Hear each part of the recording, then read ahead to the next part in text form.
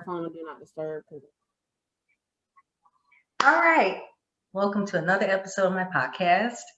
Today's guest has previously been on my podcast, but I'll bring her back for like a part two conversation. So we have Ashley Graham. She's a Meredith alum. We go back about almost 4 years now. So we went to Meredith together, and now she graduated last month, and she's gonna tell us a little bit about herself, and then we're gonna go into a little deep conversation. So Hi, everyone. First, I want to say thank you for allowing me back to be on the podcast. It feels like home. As Kiana stated, we go back like Cadillacs, okay? Um, I just recently graduated from Meredith and got my double major in history and pre-law. I'm all for consciousness, collective truth, history. I love doing that type of stuff. I feel like it's my calling and it connects me to my ancestors and be able to take up space in spaces that people feel like we shouldn't. But anyway, so I'm into astrology. I am a playing card reader and I also read tarot. And I have a mini tarot business, which I'll get into later about how that came about. And I'm also an indigo child, so I'm very spiritual, and that was warped by the creator, my parents, and my culture. I'm Afro-Indigenous from the Hawawasaponi and Anzaman tribes. So yeah. That's great. So I think the first question I would ask you, since it's been, a couple months since we did our last interview, how has things changed from then until now that we're talking to each other again? I'm definitely a lot more self-aware and dedicated to filling up my cup because as an empath, like I'm always pouring into other people. I'm currently in the process of healing a situationship with someone who I think is my twin flame, and really just going through that journey of I think they call it a spiritual ascension. I meditate a lot more. I connect more with nature. I usually am just in my room and I'm trying to get out more. Eating healthier. I've lost 5 pounds. I'm in the process of cleaning my body, and giving it more healthy food to help my spirit. So yeah, I've just really been pouring love into myself and also helping others through tarot and just spiritual work and being a light worker. That's great. I think the things that you mentioned, I'm also doing as well. Like these days, I find myself being a little cooped up in my apartment. I live by myself, so sometimes it can't be helped when you're just by yourself. So I'm really like holding myself accountable to like spend more time in nature. That's kind of like my biggest challenge. But I think a good thing about that is like in my neighborhood, in our complex, they have pools. So the pools just opened back up this week. So that was like my way of getting back outside. Like, yeah, I have a motivator to go outside. So get that vitamin D. Yes, I need all the serotonin. Empaths, I feel like empaths really do need a lot of serotonin because we tend to be more prone to getting like depression and anxiety. And I think being outside in nature, it gives you kind of like that boost of serotonin and that dopamine that you really need. So that's always been like a big thing for me. And also eating healthy. Granted, I've been doing a good job, but once again, it's summertime. So, you know, temptations, temptations start to creep in, ice cream and, all those frozen snacks, it's kind of hard to like stay away from, especially like when I'm out with like a friend or when I went with my uncle. I think it was like 2 weekends ago, and we went out and about, and there's like this little like bakery place that we had drove by, and I was just looking at it, like I want some. Like I was like reaching out the window. My uncle's like, "What's wrong with you? Like you don't need to eat that," because like it's very tempting. I don't know why during the summertime I always crave like sweets and stuff. Like I it's think been a it's thing. because just Southern culture is just centered around food. Like if somebody graduates, Yeah. where you going? Out to eat after a funeral? What you having? A repast? Yeah. Graduation, cookouts. It is important to treat yourself in moderation, but that's if you have self-control. So like, yeah, and also Absolutely. happy summer solstice too to everybody out there. Happy summer solstice. It's here. It's really here. I think we're in retrograde too. I'm not Yes, mistaken. Pluto and Saturn. So if you have Scorpio, Aquarius and Capricorn placements, you're probably going to be hit the hardest. I know I was. It felt like I didn't get hit as bad with Mercury, but I have a lot of Capricorn and Aquarius placements, and those are ruled by Saturn. So, yeah. I think I have quite a few Scorpio placements on mine. So that's probably me too.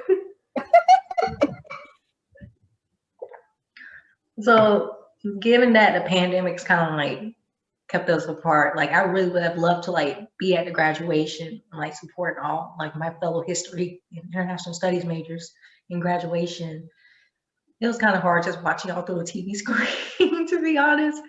But how was that like that experience for you? Like I know it must have been a blur because it probably went by so fast, but could you like talk a little bit about that?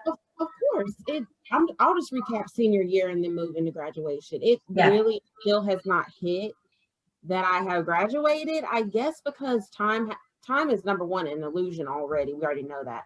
Yeah. Some parts it feels like it went by fast, and then some parts it went by slow. Like second semester just flew by. Meredith decided at the last minute to do an in-person graduation. I really had a hard time struggling what family members I was going to invite because we were allotted 2 to 3 tickets. So that was very stressful. Like, as if I'm like, okay, I don't want this person to be upset with me, that type of thing. It was very quick. In years past, they do it by schools, but you could walk up in any order with your card. You took your pictures, which was weird because you had a mask on your face. I noticed that. I was like, y'all taking pictures with the mask on? And those pictures were very expensive, okay? But it was great to be able to celebrate in person with family and friends. It did not have the joyous, I guess, because there wasn't as many people there, and there were not a lot of professors there either. So it was really intimate. But like you said, COVID, I did not have a graduation party. I just went out to dinner with my grandparents and my mom. So those are my biggest supporters. But yeah, it was nice to walk the stage, and they also looked out for 2020 as well, and they got to come too. So yeah, I was wondering about that. I was like, maybe they'll get to walk the stage 2020. mm-hmm. Maybe they get to walk the stage too. And I was kind of surprised that they went forward with that. So that was good. I think like for me personally, when I graduated, I think it took me probably 3 months before it to hit to realize that I had finally graduated. I mean, I don't think that's a long time, but for me, it was kind of long because it's just like, oh, especially when August came, because I moved to Durham for work, but in my mind, I'm thinking, man, don't I have to go to school? But I obviously, I didn't have to go to school. I graduated, so. Yeah, and then registering for classes, and I'm in the process of transferring my stuff to my new email, and it's like your net ID will expire in 5 days. I'm like, my net ID. I'm like, oh, I don't need to use Brightspace now, and I don't need to use WebAdvisor. But I am thankful for my experience. Second generation college student. I could not have done this without my mother. Just getting me through everything. I really had a traumatic experience at Meredith, and that has also contributed to my healing. I spoke about this on the Juneteenth panel from attending Meredith. I'm sorry if you hear these notifications are going off. I'm sorry. From attending Meredith, I got diagnosed with a hormonal disorder because I was constantly stressed. I was not sleeping, irregular periods. And, racism it does cause trauma to be stored up in the body. So I'm in the process of purging and releasing and journaling. And yeah, so I am definitely happy to be out of there. So yeah. Yeah, I think it's like great that we can kind of like transition over to like your experience at Meredith, because I kind of feel like it is kind of something important to be talked about, especially there's like that intersectionality. We're women, but yet, also women of color. Mm-hmm. So it proposes, a very, very different challenges for us as, especially Black women. Right. So could you without like really like going deep into detail, just whatever you're comfortable with, can you like talk about some certain experiences that made you like scratch your head, just like, like I wonder why this is, or this is something maybe America can do better on? So a couple of things that Meredith can do better is actually listen. Okay, don't email me, oh, my prayers and condolences, my thoughts were listening. That's the problem. You're not Mhm. an active listener. We have students of color for a decade, to my understanding, have been mapping out what plan and steps you need to be taking. Hire more Black professors. I went through Meredith and didn't have a single Black professor. We have a entirely Eurocentric curriculum. Yes, Um, absolutely. there are not enough Black mentors. I would like to, honor Miss Tamika, the assistant dean emeritus, who has also been a great mentor. Yes. Um, but there was really no sense of community. One thing that made me scratch my head is that Meredith will exploit innocent Black and brown women just walking around campus to put on Instagram to capitalize, but they don't have the resources to help us. For my department, for example, I had to write a Black Lives Matter statement, something that doesn't make sense. How is our motto going strong? But yet, if you talk about racism and you stand up for your beliefs and just for human rights, you are labeled as problematic. You are outcasted. For me Yeah, personally, exactly. I was awarded top 10 outstanding senior, but my strong story nomination was revoked. That doesn't make sense. How can the college honor me for my entire class out of 600 people, but out of my small department where I was the only Afro-Indigenous person, the only Indigenous person in my department, my strong story got revoked? That does not make sense to me. I have seen others in my department get awards, and I'm not being cocky. I have the work ethic of all the ancestors. Okay, so I'm like, that person's not in the honor society. That's a little weird. And I'm like, oh, they're white, so they get a Yeah. pass. If you are plus size, if you are even within the Black community, if you are a dark skinned Black person, your experience is definitely, you are going to be demonized, and that is just white supremacy upheld in the highest regard. Yeah, and it's funny how you bring up like the promo photos that they post on Instagram. I remember I had an experience where I was part of like those little promo shoots, but Mhm. obviously the majority of them were white. You had like maybe like an Asian female, Mhm. Hispanic Latino female, Latinx female, and then me. I'm a Black woman, but I have a lighter skin tone, so Mhm. there's also that colorist aspect as well, and it's kind of sickening to me because it's just like basically you're pandering. It's kind of like you're pandering to a group of people in order to make them feel like, okay, you're welcome, you're included. But at the same time, when they come in, that statement is not even true. And another thing that's kind of funny to me is that the hypocrisy of it all. Like when you look at like those banners that you see on campus, is a very strict image that they have.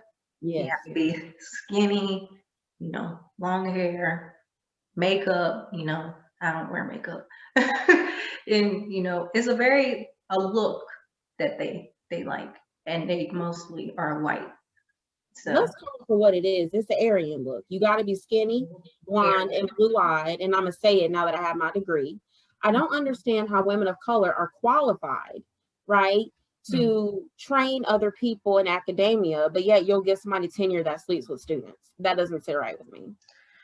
and I think I know who you're talking about too, but There are multiple professors at that school. I can count on about two hands, about seven of them. It's disgusting. I know two in my head right now.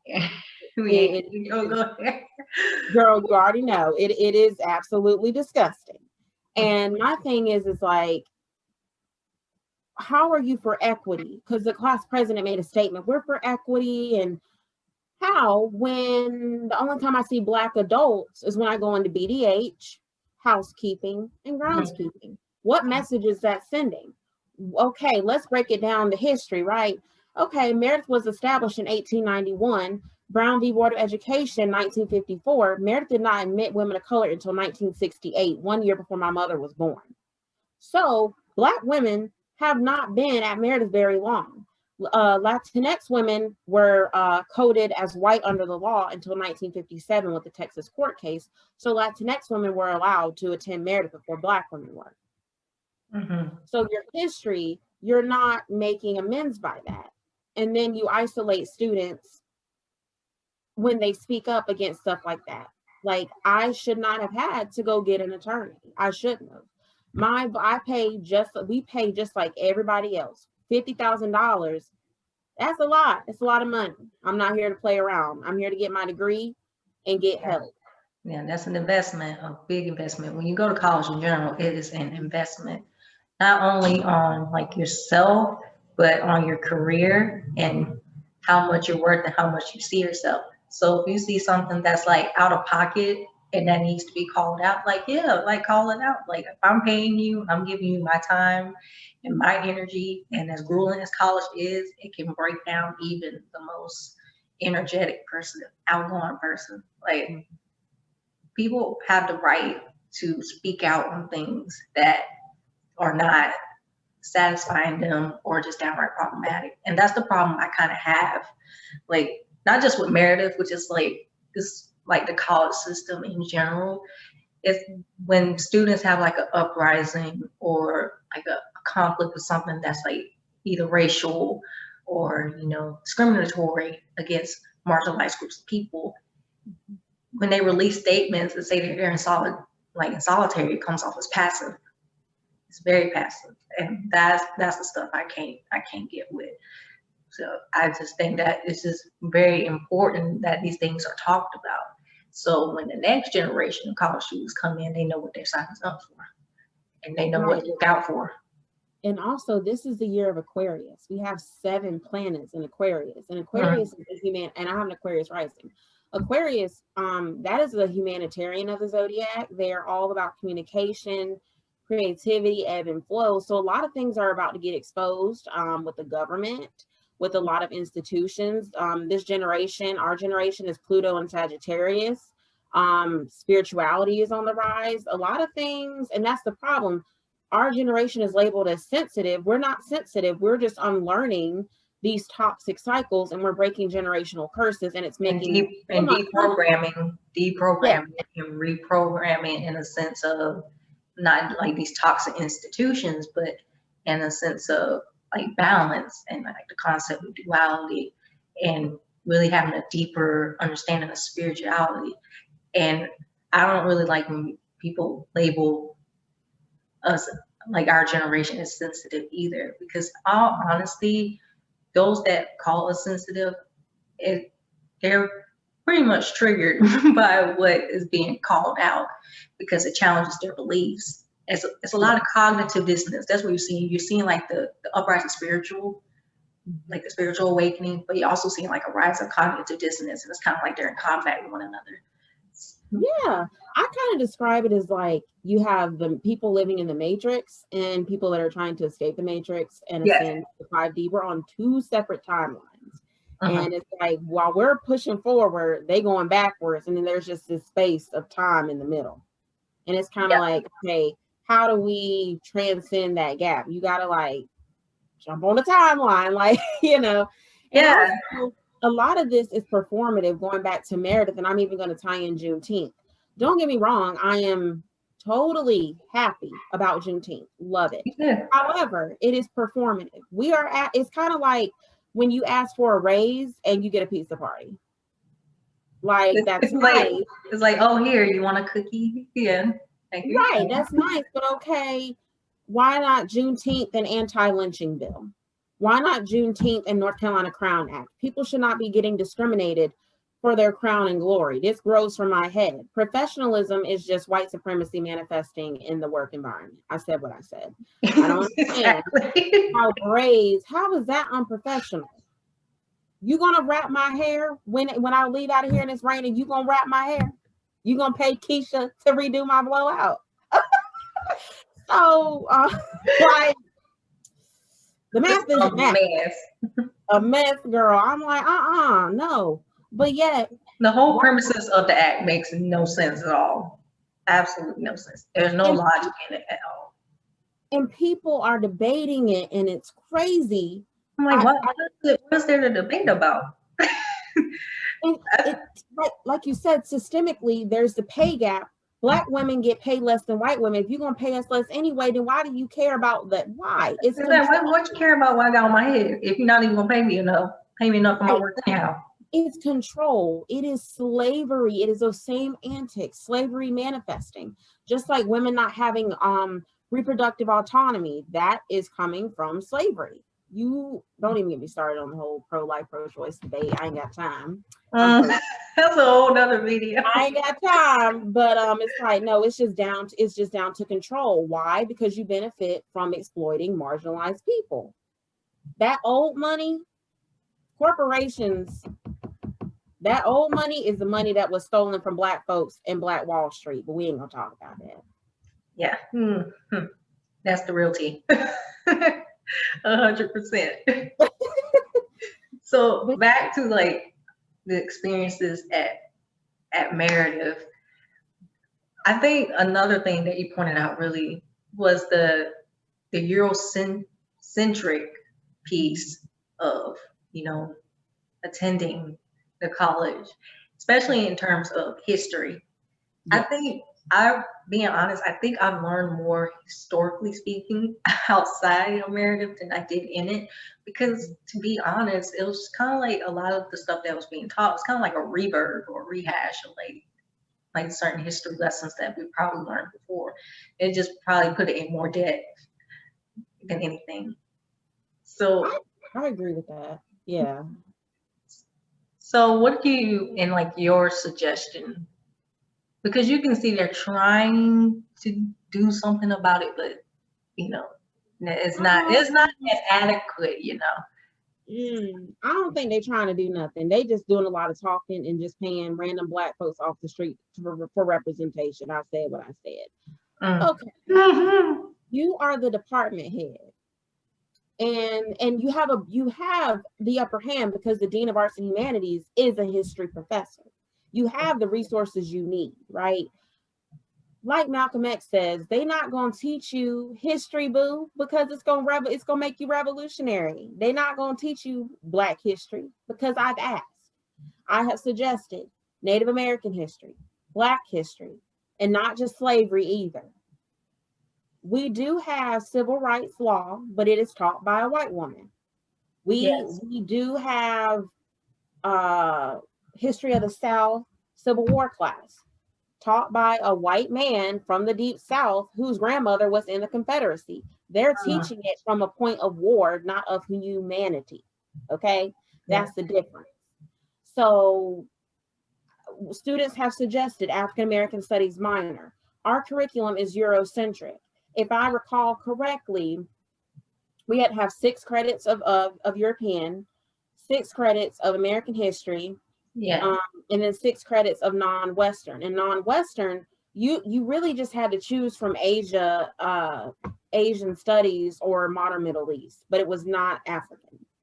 And we have to ask ourselves why. Because they don't want to teach you that their 2 to 3 times great grandparents were slave masters. Yet the history that they're teaching was written by folks during Reconstruction. Yeah, it's very impartial. And I think my issue is that whenever something's being suggested, it's like they add like certain like things to the curriculum or just like certain like aspects to like just the college in general, just to kind of like put a band-aid on the situation. Yes. Put a band-aid. Like, oh, it's a boo-boo, put a band-aid on it. And that's what it goes back to, like that passiveness, like they're not actively confronting them. They're just like saying, oh, we hear you, let's move on. I'm sorry. Yeah. And for the history department, it's like, I love history. I just love history in general. But it becomes a problem where if we're just addressing history from like one aspect, or in this case, one portion of the world, like Eurocentric history is not the entirety of world history. It may be a big chunk of it due to like the colonialism, imperialism, slavery, everything else. but it does become a problem because, you know, other groups of people, in this case, women of color, they don't feel as represented in their history. Right. And that is another thing, speaking of history, we're an all women's college. So we don't have women in gender studies as a major. I took women in global perspective. That class is taught every 2 years, but we don't have that. And I find that incredibly weird. Why do they not have it? Because it's going to challenge the patriarchy. That's why they don't offer that class. And then if you want to take it, oh, we have a program, you can take it at state. Then they give you hell. Then they give you hell if you want to transfer another class. So it's like they're making it impossible. Another thing that I noticed and I think is weird, in the history major, we have to take, in international studies as well, you have to take 2 100 level classes, Western Civ and World History. They're essentially the same classes, just with 2 different prompts. And 102 is also part of Gen Ed. So it's like, I'm not understanding. And if you want to take loopholes in like the curriculum, it's weird. And I took the time to read this, and African American literature is a 400 level English class with Dr. Johnson. Nobody is going to want to take a 400 level class outside of their discipline. That's just not going to happen, because we have a certain timeline to complete our degree. So like you said, all these loopholes, prerequisites, no one's going to take 3 classes to get to it. They're not going to do that. If that's the case, you learn outside. It's crazy. Yeah, and then they wonder why people want to transfer out. Like, it makes no sense. 100% makes no sense.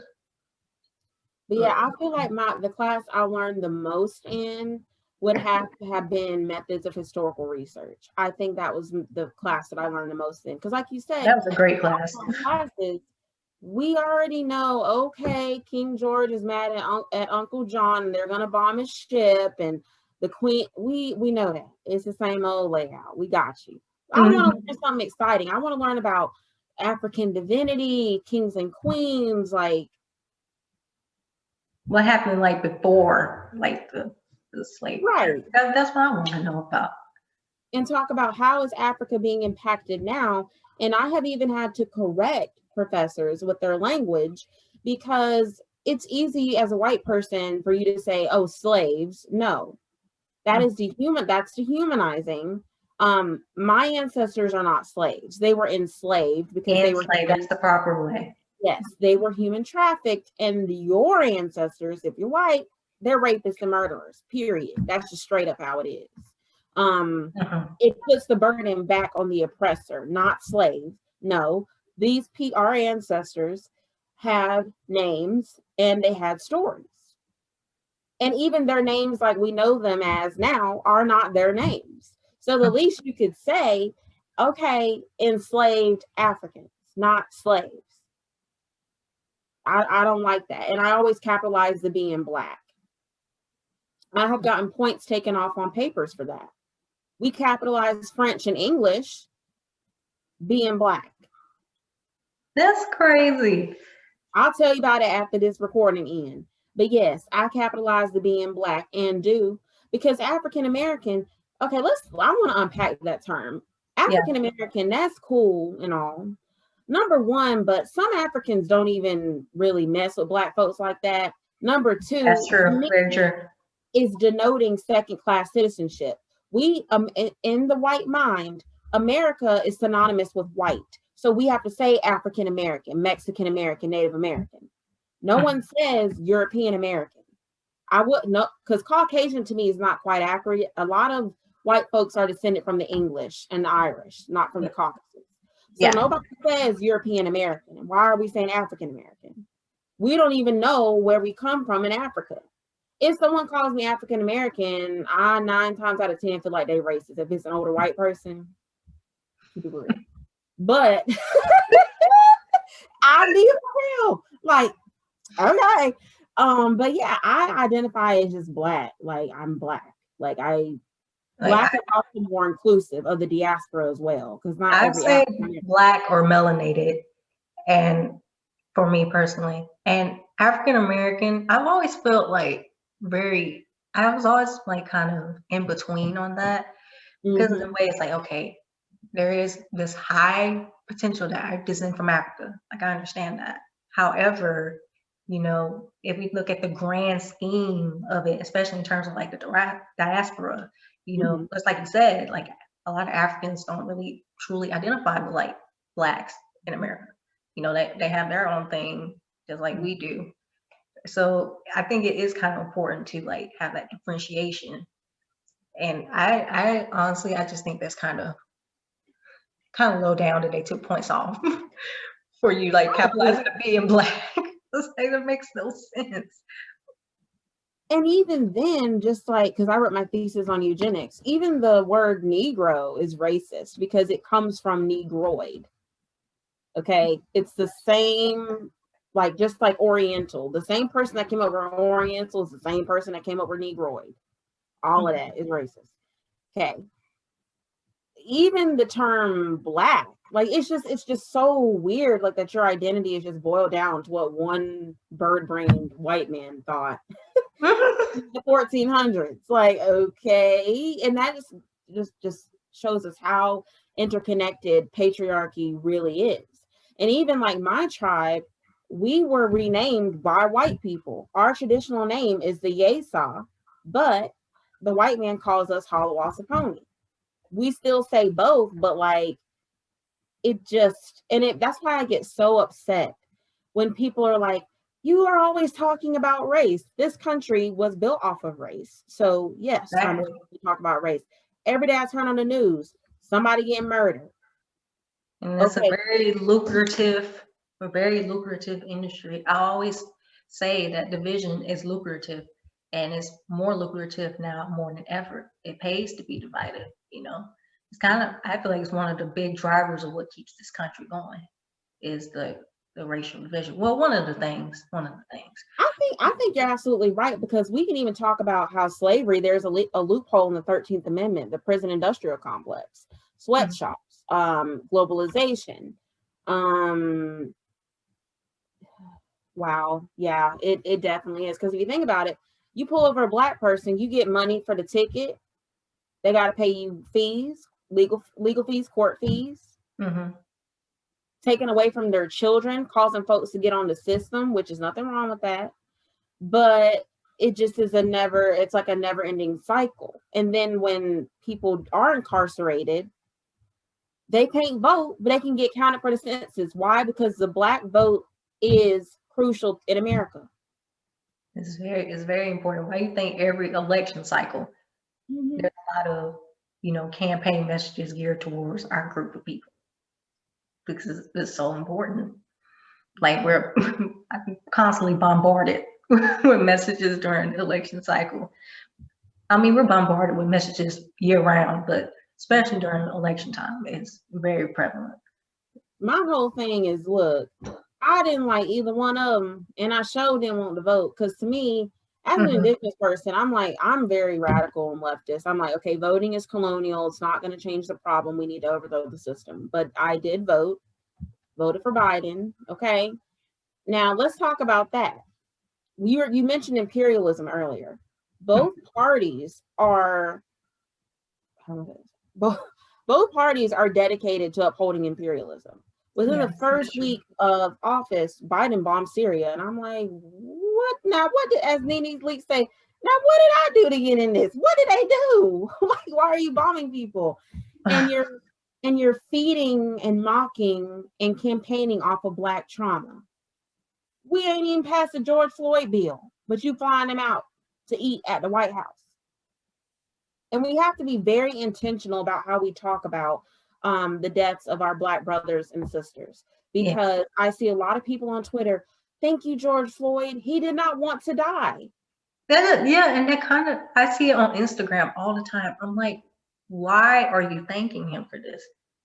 It's like, he didn't want to die. It's not like he was asking for it. And even like, he should like finally get his rest, like rest in peace. There's no sense of thanking him. And I don't even think from a person that comes from a really genuine place. They may try to make it seem like it is, but I'm like, no, there's ways to go about, dealing with these issues of police brutality against Blacks. And thanking someone for practically dying, like let's call it like it is, that's not a way to go about it. So I don't know. I just feel iffy about that. It's kind of creepy if you think about it too. It's just like, why is one's value, especially the values of a Black and melanated folks, why is it now valuable when they like lose their life? Whether they're like willing to risk it all or not. Like that's not the point. Part of the reason why that circulated is because George Floyd has had a white girlfriend, and she got on them in front of the media. Thank you, George. And I'm like, what the freak? Like, why? I remember that, and I cringed so hard. I couldn't even watch the whole thing. I had to turn it off. And this just shows you can be in interracial relations and not be woke. Because why would you say that? Like, this man was, I did not watch the video, but I did hear the audio. This man was calling out for his mom. That should send a message that he was scared. He was frightened. He did not want to die. He shouldn't have had to die. And I mean, we can say that his death sparked change, but we should not thank him for the change. That's a little backwards. Mm-hmm. And when people are like, oh, this is justice, this is not justice. It's accountability. It's not justice. And the only reason why they found that man guilty was because folks was going to burn that city down. Because Daunte Wright had died a couple of days before that. They were going to tear it down. 22 and a half years. I know Black men in jail right now serving longer for having small amount of marijuana. I am not happy about 22 and a half years. You took a life. I am not for the death penalty. Usually, he should have got the death penalty or life. I personally think he should have gotten the death penalty. Like I'm just like you. I'm not entirely for the death penalty, except in cases of like murder, like very heinous crimes that causes like tragedy and impacts a lot of people. Like that's the kind of situation where it's like he should have got the death penalty. Like there's no way 22 years that for me in the grand scheme of things, it's like a slap on the wrist for me. Because it's like us, I'm finna be 22. That my childhood went by fast as hell. Excuse my French. I don't think that's, and even he showed no remorse. And his mom, people saying my son's a racist. He is.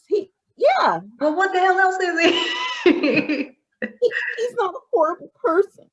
And it's just like women, white women especially, are very problematic. Not all of them. Let's look at Emmett Till. Why did he die? Because of a white woman. And he ain't even do anything. Didn't do nothing.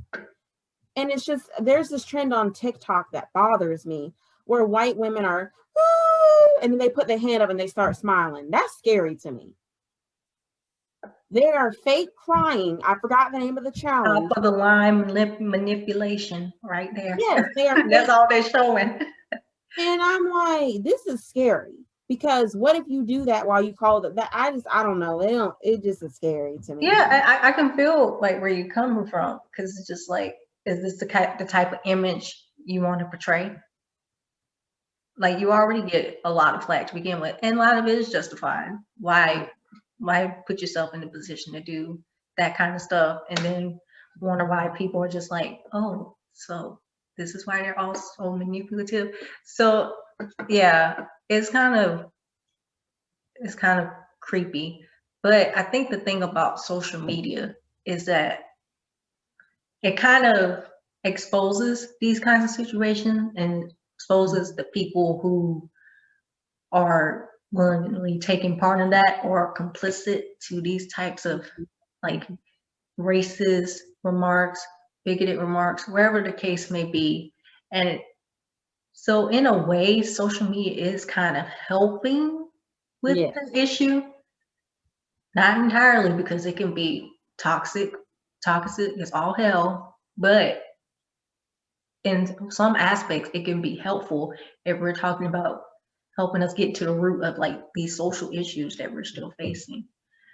So, and it takes me back even before George Floyd, you know, like the incidents like Philando Castile or, Uh-huh. you know, stuff like being filmed and whatnot. As gory as it is like, it is kind of like a way to like help people with a wake up call. It's like this stuff Yeah. is happening. And just like even globally with like all the riots, like I'm paying attention to like the riots that are going on down in Brazil right now. Yeah. And I think it was like Bill 490 that was just like recently signed into act, and that affects a lot of people in that country, and there's like a lot of riots going on. But you know, without social media, you know, we probably wouldn't even be familiar with these things. Just like the whole issue with like Palestine and Israel, Right. something that's been going on for years, probably since Israel was like established, like after World War II, 1945. Like, you know, that shit's been going on forever. But now more people are aware of it through social media. So I think it is kind of important to put that in there, because those social media can like be draining, energy draining, especially like empaths like us. Mm-hmm. But it can be really helpful for us to have like awareness of these kinds of things. And I think kind of crazy enough, like social media is kind of helping with like the collective shift that's going on right now. And I like to say that globally we're going through like a big, massive collective shadow work right now. And in a way, social media kind of like helps with that. I don't want to say it's like a big tool, but in a way, it's kind of like a little bit of a sister in I some think ways. it's a great way to organize because of social media, I've made a lot of political activists in Canada, some even from Australia, and it's like, dang, little old me got these connections. But it's nice for organizing, and I'm actually going to be speaking on a panel tomorrow for Black Indians NC, if y'all want to tune in, and we're going to be talking about Pride Month and Two-Spirit Indigenous relations. And I have a really great friend that works for the United Nations that's going to be coming on the panel, and she's from Canada, all because of social media and networking. So I think it can be beneficial, but people just have to, especially empaths, have to use their discernment. How do I want to pour into this? Do I need to set boundaries? What time should I be on social media? And who should I be following and reaching out to? Oh yeah, most definitely. And that also comes with like that purging. Mm-hmm. I know for me recently, like I have like unfollowed accounts that don't really like serve me anymore. It's kind of refreshing. Like you have like that little cleanse. And for me, I've never really been like, you know, pulled to like comment on threads anyway on social media, but I think I'm kind of glad that I don't, because you know, there's a lot of energy, especially if like it's like a big account like the Shade Room and Girl. look, I'll watch like the video clips or like just look at the posts on the Shade Room, but I will not read the comments to save my life. As someone who commented on the Shade Room, it was nothing bad. I got over like 20,000 likes, and people were so mad. And I'm like, this man was being rude. Why are we debating? Okay, so I just blocked it, unblocked it, and I said, you know what? I'll just send it to my friends from now on. I learned that lesson, girl. I am not stepping into the Shade Room no more. People be crazy in the threads, and I remember reading one comment section. I think it was on the Shade Room, and when you talking about people beefing in the comments over one little 30-second video clip, I'm like, nah, Literally. no ma'am, no ma'am. Especially with Lil Nas X and oh my God, people were pissing me off. I'm like, guys, he's not a Satanist. He's being funny. Because Christians always say, oh, if you're gay, you go to hell. So he put the imagery in there. I'm like, do y'all really think if people worship Satan, they would be so outspoken? Well, they might be. But anyway, back to the point. People were really debating this man's eternal life stance. It's crazy. And the comments. One's eternal life stance except for the ancestors and the creator. You don't know that. Like, you don't have that power. Like, yeah, you going to hell. You think one comment was like, you think it's hot now, wait till you go to hell. And I'm like, ma'am, but you probably got 50-11 baby daddies running around and you worried about what Lil Nas X doing. Exactly. The argument about the Holy Ghost, the Son, the Father. Probably don't listen to none of them. I'm just like, please be quiet. Honestly, I'm like, he is a Black gay man from Georgia. And I listened to his coming out story and it really moved me. So, and growing up in a Baptist family, that is no easy feat. So, like, I don't understand, even within the Black Lives Matter movement, I've seen this hashtag, all Black Lives Matter. And that is to be inclusive of trans, non-binary, LGBTQIA plus folks in the community, because they are part of the community. I do understand Christianity has a tight grip like this on the community. But Yes. people feel like gay and Black are mutually exclusive. Like that you just can't, no. You're gay, you're not one of us. And it's not. And I think me growing up, I thank the ancestors, I thank the creator that I did not fall like into that stereotype of like making them mutually exclusive. Mm-hmm. But I grew up around family members that did, and then I would be like, I like the awkward person like in the room, because it's just like, guys, Black people could be gay and Black at the same time. It's possible, It's possible. And it's kind of like a thing for me, like in terms of religion. I've really been thinking about like my relationship to religion, outside of like my family. Because like you said, Christianity, I don't know.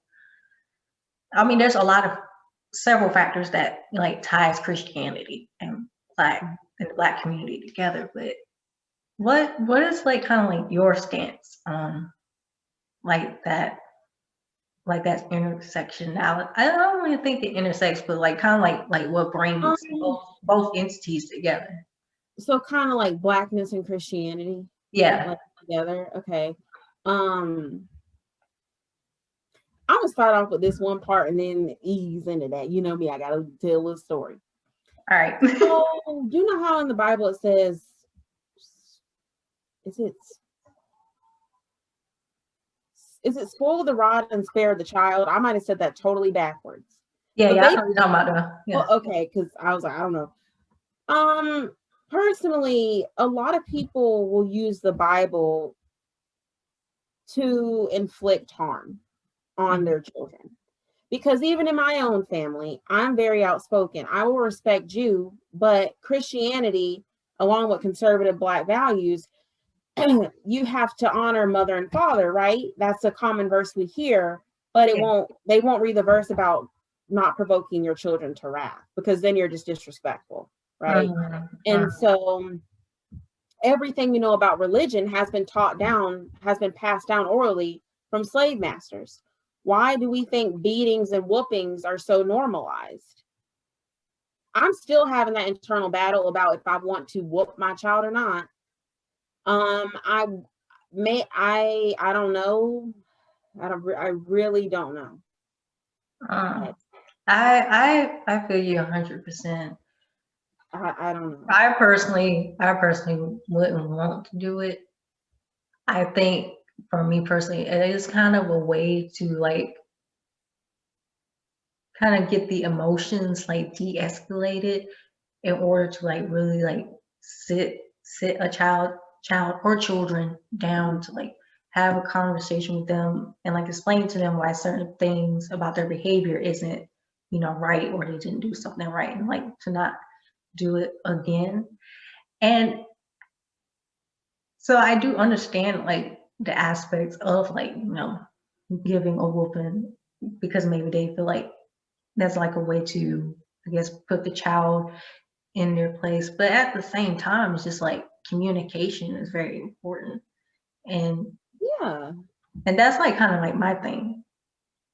Because I agree with you. There are other ways. Like, for example, if my future child, does not clean their room, why am I going to get my blood pressure up over a belt and beat you? Exactly. I'll just remember that. Oh, can I go with little Timmy? Is that room clean? Oh, okay. Try talking to me when you clean your room.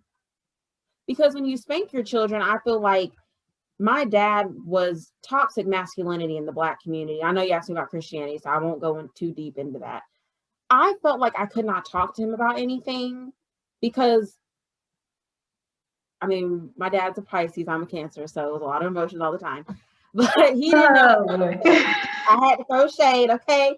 My situation shit was with a Pisces too. Anyway, I I had that out there. The delusions. Anyway, so I was terrified. My dad whooped me because I swallowed a quarter as a 2-year-old child. And I remember that. And I was terrified. And then he would get angry if I didn't share stuff with him. But if I share stuff with you, you're going to get mad. And that's because he was raised in an abusive household. And so I'm determined to break that. But going back to Christianity, I feel like, especially when people hear about tarot, oh, that's demonic. It's not, because I'm praying to my ancestors of the highest white light and the Holy Spirit. People got to understand the Holy Spirit, the universe, God, the cosmos, it's all one thing. It literally is just one thing. Yeah, it's not mutually exclusive. They're not mutually exclusive. And Christianity has taught us that ancestral veneration is wrong. If, okay, the Bible say that God made our ancestors and all people, then why is that wrong? Exactly. Everything that we know has come from white people. And we even see throughout the world of Christianity, there are many different sects of Baptists. You got Southern Baptists, Northern Baptists, Free Will Baptists, Missionary Baptists. It's crazy. And I think in the civil rights era, we really see the importance of the church. Even in my family, they'll have baby showers at church. But what is so weird to me is I find that Black people, Black Christians, they pick and choose what aspects of the Bible they want to follow. They'll oust the gay cousin, but embrace the pedophile uncle. And I've always wondered growing up, why do I have to put on a robe in my own house because Uncle so-and-so is coming over here? Or why do I have to like put on a t-shirt, change out my tank top because so-and-so is coming over? I kid you not, when this one uncle comes around, my grandma makes me put on a bra, a long shirt over my PJs, and a robe after have it zipped all the way up. Exactly. And that's the point. Like, why go through all that though? If you know like what this person is allegedly or just flat out into, why do all that though?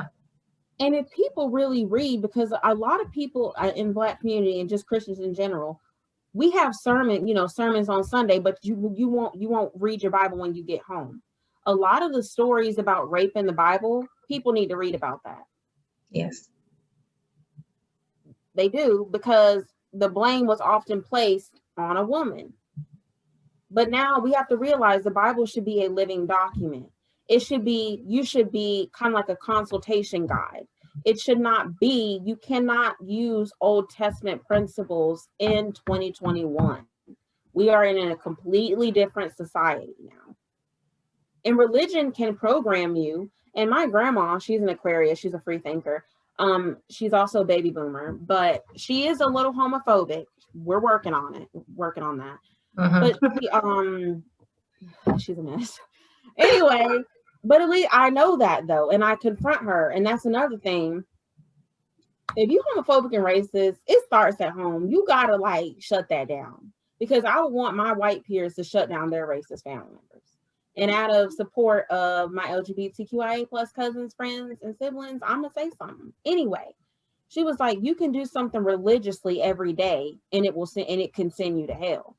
She was like, if you religiously kill somebody and do something in a pattern, that doesn't mean that it's right. And I was like, you know what? You own to something. Just because you go to church every Sunday, that does not mean that you are religious if you are not applying those principles to your life. I'm sure the man that killed George Floyd is Christian, because most white folks are, and go to church every Sunday. That does not make you nobody, because your religion will send you to hell for sure. You have to have a relationship outside of that with the Creator. You just have to. And I think that what it looks like for me is not going to look like for somebody else. Exactly. It's all different. And that's something that, for the past couple years, I've been like really getting into the groove of. And for me personally, it was kind of like a guilt in me, because I also grew up in a Baptist family, and we went to church frequently. And now it's just like, I don't go to church as frequently as I used to. I spend time with the Creator among the creation that's out there, nature, you know, being meditative and, you know, giving thanks, being grateful. And it is just as fruitful. I feel like even more fruitful than being in a church building. And going back to like the money piece, it's very lucrative. The church religion industry is very lucrative. Why do you think all these mega churches be all around the world and people are giving up like a lot of their hard-earned money to churches? Is a very big thing.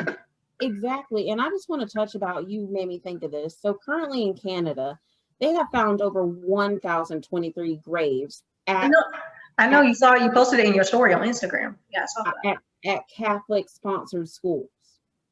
Uh-huh. I'm getting emotional. Those teachers were priests and they killed those children. So I understand why like people are hesitant. You can even look at the Spanish Inquisition. Even the people that enslaved our ancestors were Christian and taught them about the Bible. That's why I always say there's a difference between church folk and Christians. Because the biggest devils can be sitting up in the church. Amen to that. That's so true. There is a big name, I'm not going to name her, a big time pastor in Raleigh. Okay. And she is constantly traveling. Why? Because at her church, you have to give a maximum amount of money when you put in the offering. The Bible says that God loves a cheerful giver. What if someone does not have that money to meet that quota? Are they not welcome in the house of the Lord? It's very judgmental. I had a friend that was low income, and she did not feel welcome at church because she wasn't in her Sunday's best. And I'm like, why are you mistreating her when Jesus was not rich? Jesus is not how white Christians paint him to be. He's not white. He was not rich, and he would not have been Republican. So I'm very like, if you were to see Jesus, if you were to see a Middle Eastern man walking past you today, you call him a slur. Yeah. That's what bothers me about missionary work. It's missionary work to me is just the white savior complex, because you won't help Black children in your country, but you'll go to Africa and crouch down in your chacos and your khaki pants for an Instagram pic. Yeah, I've always been on the fence about missionary work. I don't like that. I mean, I feel like everybody has free will, but some things are just destined. When you are being made in the cosmos, the creator already knows where you're going to end up. Now, how you end up there, you have free will of that, but I don't really feel like it's make or break. We have poverty in the US. We should not have poverty. If I was president, I'd be like, look, if you make over $500,000, maybe lower than that, you need to donate to the homeless shelters. Get these folks off the street. It makes no everything sense. Is just so imbalanced. It's a big gap in wealth. And like even going back to the incarceration piece, we got the highest rates of incarceration in the world. But like a small percentage of the entire US population is in prison. But all this crime though, we got all this crime and all the folks. It's crazy. Oh my God. That's how proportionate everything is. I'll be doggone. You mad at folks, and even just going back to spirituality, marijuana, peyote, all of that is harvested by Southwestern indigenous tribes and northeastern indigenous tribes in Mexico, just like sage. But because Black people were using marijuana, it was an issue, and it got labeled as a type 1 drug. Okay, because it did not align with Christianity, with white people's view. But yet, if a white person does it, they're not going to go to jail. And that's why growing up, my mama always told me not to party with white people, because if it went down, I was going to get in trouble. I can see why she says that. Like, she didn't, I mean, I can have white friends, but I'm very skeptical about going to, I don't go to house parties. I don't go to frat parties because I'm not going to be, I'm not putting my life, I'm not going to do that. Yeah, I don't do that either. I'll go to the liquor store. As I say, I go to the liquor store, give you something to drink at the house. Cook me some food and sit it down, have my R&B playing, but I'm not, no ma'am. No, I'm good. It is too much of a risk.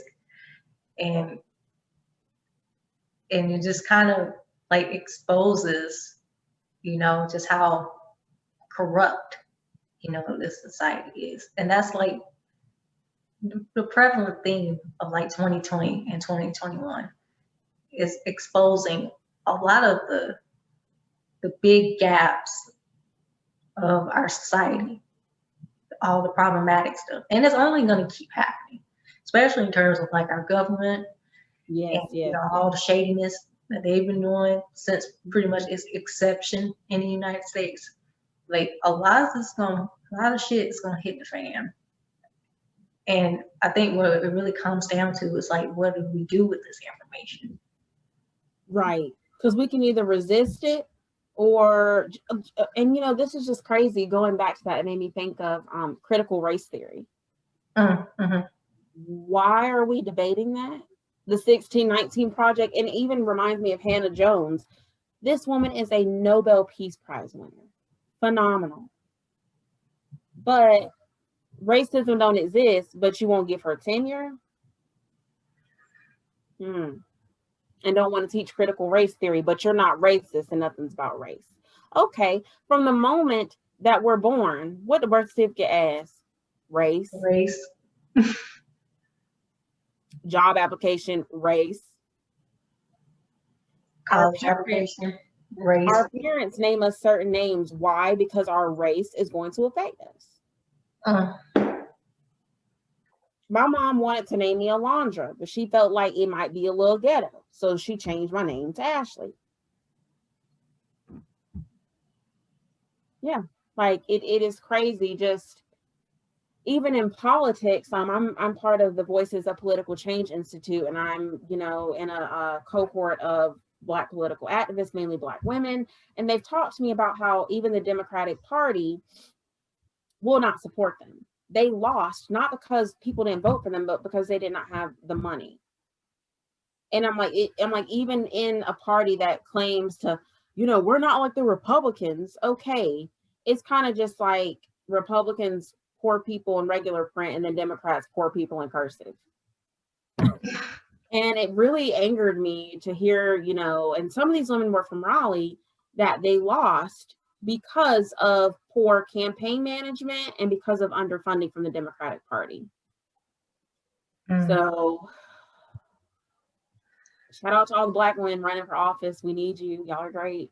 talking to myself, speaking in this.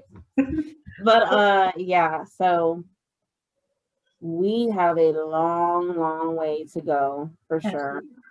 Absolutely. And I think it's great that you mentioned, being part of the cohort. I've been like seeing on your Instagram that you're like speaking at more, talks and events.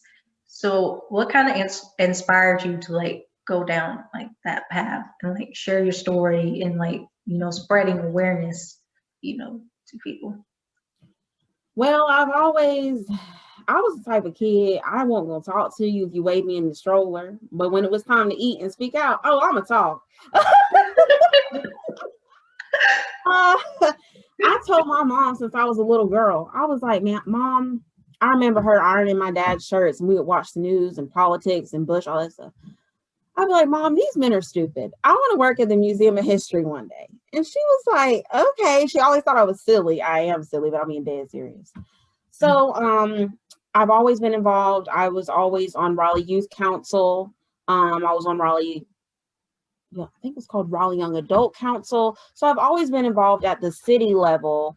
And then my mom works for the state. She works for the Department of Insurance. And I was working with the State Employees Association in North Carolina, and I just had all these opportunities. I've always been president and involved in club in high school, National Honor Society president, history club president. And I've always been immersed in history and just wanted to know. And then when I worked at the Museum of History, I was nominated by someone who works in the GA. I'm also a lobbyist. I lobby for bills. We went together in 2019. Yes. And so it's like the more this stuff calls out, I feel like I say the stuff that needs to be said. And I mentioned earlier that I was an indigo child, and I want to kind of like explain what that means. So an indigo child is somebody that is sent by the universe or God to shake things up. We do not like to conform. We don't. I don't like to conform to the matrix. I am my own person. I am all about equality and for collective growth, even if that means dismantling and causing a little bit of havoc to do so and making people uncomfortable in the process. And I just feel like that's my calling. And also you did a numerology chart for me. My master number is 11. So that's like, yeah, I'm very, very humanitarian. I've always spoke out. Yeah. And people ask me to speak on stuff, or either I have creative ideas and I'm like, you know what? I want to speak out about this because there may be a little Black girl somewhere going through this and may not have the tools or resources to know how to come through this. And so I'm all about building a legacy. And there's this teaching in Native American culture called 7 generations. And we believe that 7 generations ago, our grandmothers prayed for us. And so now we're going to be sitting on the cloud of glory one day. I want to leave behind something for people that I care about and my future bloodline to have something to go by. So that is something that motivates me to do what I do. That's great. I think it's great that you're really out here speaking on things that really need to be talked about, that people tend to steer away from. And what I've known during this collective shift, what I've noticed rather, is that a lot of people are shaking things up. And that's why things seem a little bit crazy, but in the grand scheme of things, in order for like things to really shift, like shifting to like that 5D consciousness, things have to be stirred up. And it does involve like the destruction of like certain programs that we're programmed to believe, institutions, ways of living that, did more harm than good to us as a collective, as a people. So I've definitely seen quite a few indigo children. I know, a couple myself. I don't think I'm necessarily an indigo child, but I'm just like a highly intuitive person. But let me ask you this. Do you think, I know there's indigo children, rainbow children, star seeds. Do you identify with any of those other labels, or? I'm more of a star seed. Okay. Okay. Nice. Okay, cool. Yeah, that's like my wavelength. So I tend to stay over there. And I've been like told by several people that I give off star seed qualities. So obviously I had to like look into it and see what they were talking about. And it does fit me the most. When somebody told me that, I was like, indigo child. I don't like indigo. And I'm like, oh. I'm like, what? Oh, okay, yeah, that's me. I do like to speak up a little bit. And my mom my mom was a Pisces. Throwing shade again. No, let me stop. She's very supportive, but she be looking at me like, Ashley, what good is speaking up gonna do? It lets the oppressor know that when I speak with authority, first and foremost. I have the voice of a God. I'm not God, but I have the voice of a God. Okay. Mm-hmm. So no, I'm taking up space. I said, we inherit ancestral trauma, but I have ancestral wisdom. Sometimes when I go into a room and sometimes these conversations are so hard, I don't know what to say, but I pray and I ask my ancestors and God, I'm like, speak through me. What should I say? Mm. So it's kind of like I've been prophesized that I have medium qualities. I'm clairvoyant, and I can like hear stuff sometimes. So yeah, I sometimes they speak through me because sometimes these conversations are so hard I don't know what to say. Yeah. So. Yeah. And it is good. It's good to have like that connection and just like really getting to know your ancestors and knowing that like their presence is really felt. I've had a friend of mine tell me that if you like hear like certain noises or if you see certain numbers, like that's like your ancestors' way of like saying like, oh, we're here. Like 444, our angels are around us. exactly. Yeah. So it's very important to have like that relationship. And it also gives you like a sense of sovereignty, really, because like you're Yes. operating from a space of like non-conformity. You're not conforming to like the 3D matrix like constructs. You're, operating from a space of divinity. And that's something that really is very important. And I think it's also important to note too, I feel like a lot of people have like, that ability to do that. It's just a matter of how maybe they don't know how to like, start or really like really initiate, like that relationship. You do have to step into your power. I've always known I was intuitive. Like, I just learned, tell me if you've learned this, that if you see a spider, that's your ancestors protecting you. Have you heard of that? I have a spider in this house right now. So yeah, I've heard of that. Well, shit. That's why I don't touch spiders anymore. I just let them do their thing. Like I'm scared of spiders, so I'm gonna need my ancestors to send a little something else. Okay, let me stop. But I've always been that kid where I can walk into a room and there will be a bug there. Like I would just always be that kid. And I'm like, my mom was like, why are you like this? I'm like, sis, I don't know. I'm always seeing cardinals, blue jays. It's very rare to see bald eagles. I see bald eagles all the time. I saw a groundhog 2 days ago when I was coming on Hillsborough. I saw a groundhog. I see rabbits a lot too. I see bunny Mhm. rabbits. I saw a bunny rabbit like 2 days ago, literally just like hopping through the neighborhood, and I thought it was funny. But And with reading tarot for my business, what made me start is like I said, like my twin flame journey, I was ghosted. I was done really, really badly.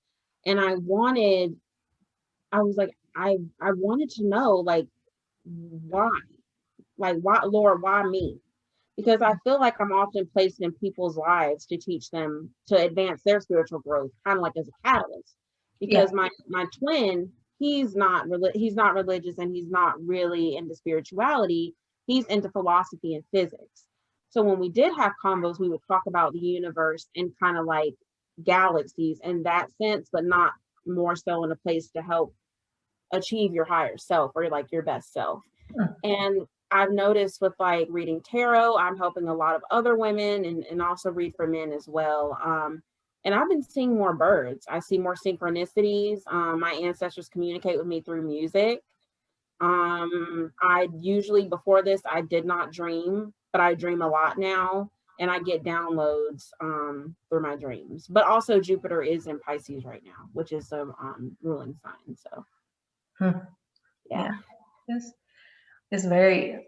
I just think is very fascinating, but at the same time, it is a lot of work. And I think that's another thing people need to understand is that I think another thing that I've noticed like in the spiritual community is there's a little bit of like dissociation from like the shadow work. Is like if you really Mhm. want to like achieve like your higher self. Well, I want to say achieve. That's not a good word, but like You want to reach. Yeah. reach your higher self. Yeah, that's a better word. Like you have to do the work, and shadow work is very important to you know reaching that point where you're like connected to your higher self and connected to divinity. So I think it's also important to like know like the dissociation that you know that is prevalent. Like it's not all like good vibes and high vibrations and That's love and light and toxic, stuff. right? That's toxic It is positivity. very toxic. And And don't get me wrong, I use my aromatherapy. I have some crystals. But okay, like you said, you have to do the shadow work. Like I'm the type of person, if somebody comes to me for a reading, I'm not gonna, oh my God, he's your soulmate, he loves you. This is a karmic. We got the 10 of swords, poo. This is a karmic. You better run, you know. But I'm very blunt. And a lot of readers or just light workers who specialize in love don't tell people. I tell my clients, I'm like, look, you cannot manifest from a place of lack.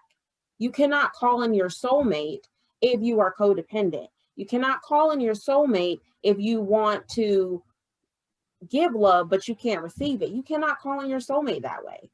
Union starts with you, and it starts within. You can get all the tarot readings you want. You can mess with all the crystals, take as many nature walks. But if you are not doing the work, you will get karmic lessons. You will be forced. Okay, we have a card in tarot called the Tower card. You will have a tower moment, and you're going to be forced by the divine to get your ish together. So it's best to go ahead and do that before you are forced. Yeah, and there's a lot of ways that you can do shadow work. I think for me, my way was like doing a lot of journaling, like shadow work journaling. And it can be whatever's like lingering on my mind, and I take it, I put it on paper. Right. And I can say the way I do it is like I go like maybe like a couple weeks, like just doing like deep, like shadow work. And that's what I've been doing like the past month, like May throughout this month. It's like doing a lot of deep work and like meditations and reflections. And it brings like a rise of like emotions, and that it helps with the purging and the releasing. But you know, in that shadow work, you find out some things about yourself that, you know, it could kind of help you along your journey as well. So it's not like all like bad and darkness. You know, there's some things about yourself that you can like bring out and like apply to your life. And I think I read a post about it on Instagram. It's just like, don't get too caught up in like the releasing and the purging to the point where you don't like experience like the joy and like, you know, the happiness that comes with, you know, like just like the aftermath of the release. And then you feel like a lot more weight is like being lifted off your shoulders. So that's another thing too. It's a balance, really. Yes. Because some people, like, we have to talk about those different stages of shadow work. Okay, if you are having an ego death, you will go through the dark night of the soul. But Absolutely. after you have your ego death and you go through the dark night of the soul, healing is a never-ending process, and it's not linear. So for me, I have father wounds that I need to work on. I've already been through my dark night of the soul, right? So shadow work for me looks like speaking to my inner child. And a lot of people don't talk about this, but there is also an inner teenager. So, could you explain that? Yeah. So when we talk about our inner child, I kind of see it as like if I close my eyes, there's like this little kid just standing there. And I ask myself, like I journal, I'm like, okay, what did I not get during my childhood that affects this relationship? Okay, if I need a lot of reassurance, is that because my dad was absent? And how can I fix that? And I'll write a letter to God about what I want to release. I meditate, and I also have been going to therapy on and off. But pleasing your inner child can be something as like spending time as nature, going to the park. It may be like getting cornrows with braids, putting your hair into little pigtails, kind of like catering to you in the ways that you didn't have access to as a child. And then as you're in your teenager, same thing. Like if that's going to get pizza with a friend, or because growing up, I grew up in a domestic violence household. I was not allowed to have people over. So I'm kind of like exclusive, and I don't really like to mingle unless I have to. So and it's been a process. Like I get in these moods where I want to hang out and then I don't want to hang out. Anyway, so I'm an ambivert. I'm like, ugh, I don't feel like seeing people today. People are outside. But anyway, just kind of like giving, like you said, balancing what you were lacking as a child or teenager and giving back to yourself. Yeah, that's for me, inner child work is very important. And my go-to, since I'm very creative and artistic, I like started painting recently, painting and drawing, which is something that I didn't know how to do previously, but now I'm like teaching myself how to do it. And I think because I've always loved art, but I think when I was younger, it was kind of like I was discouraged from going that route because it wasn't profitable or it wouldn't make me a lot of money. So I kind of like stayed away from it. But now I get joy out of just like painting and drawing, doing photography. And I even saved up money to buy myself a violin. I played violin um, for like 5 years when I was younger. So now I'm getting back into it. And so it's just a way for me to like feel connected to, like my inner child. Like I've always loved like art and music and those things growing up. And I would say I was more introverted back then than I am now, I think I'm a little more ambiverted now. I like to, hang out and mingle more these days, but back then not so much. But music and, art and creating was like kind of like my way to express myself in ways that I couldn't do verbally. And it is a very healing experience, and it's also very meditative too, especially painting. Like I'll sit here in my living room and then I'll paint or I'll like play like some music in the background, and it's like very meditative and relaxing. And I think with inner child work, it does come with a sense of, you know, confronting, those innermost thoughts.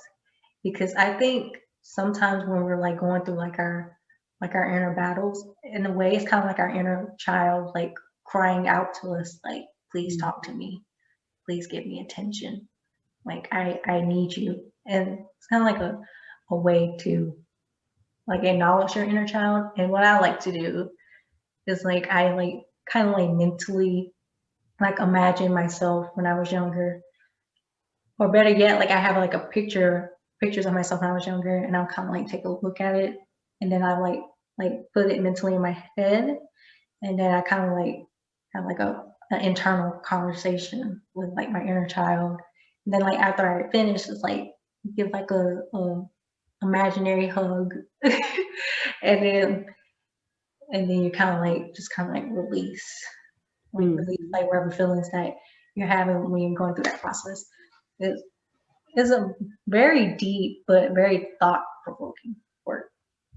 It's honestly like if you're interested in having kids, like it's really good for people to do that.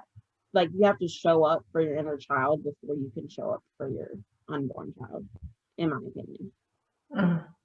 Yeah, and it's. I think once people like get into like their own little groove of doing their inner work, because it's really is like the starting, like putting that 1 foot forward. I think that kind of like pushes people back because they don't know how to like initiate. And when you like go through like a spiritual awakening, or if you have like karmic lessons, or especially if you have like karmic debt in your life, you kind of have no choice. You just gotta like kind of just like you just pushing. Girl, you're right. You're right about that. Especially if you're like putting up with other people like past lives, like past life traumas, and then it's carrying from your life. Yes. You gotta do that work. And then you probably won't even like clear it out in your lifetime. You got passing on. Cord cutting. I have a friend that does Reiki healing.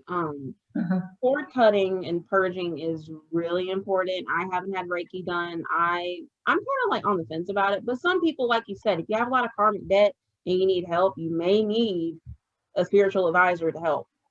Because I don't know. I was like, I'll read tarot. I can read cards, room, and chicks all day, but I cannot. But yeah. Yeah. So I think kind of like a final thought is, what are like some of your future like aspirations, future goals. It could be anything. It doesn't have to be necessarily like career related. Mhm. Well, I want to get my tarot business running off the ground. So if y'all need a reading, just DM me. And I'm proud of myself for even like talking about this, because going back to the Baptist family, my grandma doesn't know that I read, but my mom knows that I read. So I've been kind of like, I'm sorry, I need to put my computer on the charger so it doesn't die. 1 second. Okay. So this is the first person I've told publicly about that. So yeah, kind of like get that off the ground running, and then also go to law school and continue to join more organizations that kind of like align with my soul's purpose. That's great. I'll be rooting for you. Like, go Ashley. Oh, yeah. I just think that a lot of incredible work is being done, like people like you, and like just within the community. And like I said earlier, like we're going through like a big, massive collective shift where people are really like shaking things up and stirring the pot and be like, hey, we're not going to keep putting up with this. Stuff's going to change. Like this. Yeah. Yeah, and a lot of people are really like getting in tune with processing your traumas and finding ways to heal. It's a very healing time for us. It may not seem like it with all the craziness that's going on socially and in the 3D matrix plane, but it's a lot of healing going on, and I think it's great that conversations like this are being had to the point where it can put people in a position like, hey, I'm not alone in this. Like, there's a lot of people that are out here going through the same things I am, and people won't feel as isolated, because on a spiritual journey, you can be pretty isolated, and sometimes that isolation is needed in order for you to like really center yourself and really dig down deep and do that inner work. But sometimes it is great to like have like a community of people, or even just like one or two people that are like on like that same wavelength of moving forward and shifting that consciousness. So I think it's very important. A lot of great work is being done. Well, thank you for having me back. It's been a pleasure. And I can definitely see you are getting more ambiverted. You talking about me and the work I'm doing, girl. You got a whole podcast. Period. Yes, ma'am. I'm doing it. I'm very proud. I've been more assertive this year. I'm proud of that. Let's keep it going. Because stand in your power. You talk your junk. We stop. But for real though. Yes. This has been awesome, and it has truly been a blessing and the highlight of my day. I cleared off everything. I said, I can't talk today. I got to go on my girl's podcast. Well, I thank you. I appreciate it, and just keep up the great work, and you're doing amazing. So, all right. So thank you everyone for tuning in. Until next time. And I will put Ashley's social media info in the description, so you can check her out. And if you want a tarot reading, she'll be happy to assist you. So I'm affordable, because screw capitalism. All right. So thank y'all. Bye. Right. I'm gonna let you end the recording real quick. Hold on. Okay.